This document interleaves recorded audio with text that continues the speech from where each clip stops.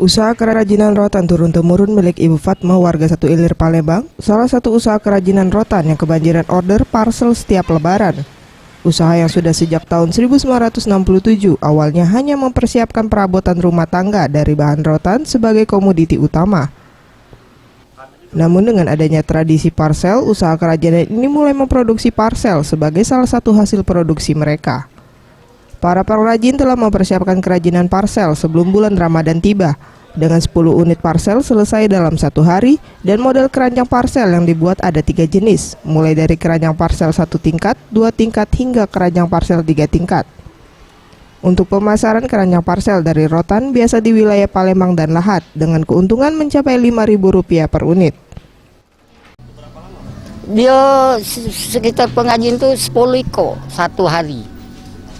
Jadi mulai lebaran tahun 2015 untuk berjual tahun 2016.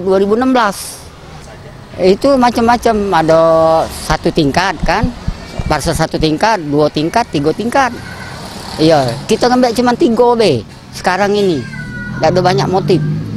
Harga Pak, 1 unitnya berapa? 20 sampai 35. Iya, 35.000.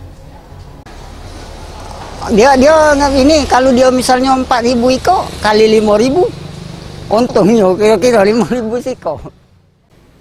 Ia juga menambahkan jika dalam membuat parcel tidak mengalami kesulitan, namun para pengrajin kerajinan parcel rotan ini terkendala bahan baku rotan yang kadang tidak tersedia dari Kabupaten Muba, sedangkan permintaan tengah banyak. Gusti Putu Sumertayasa, Anugrah Santi Pratama, Sriwijaya TV.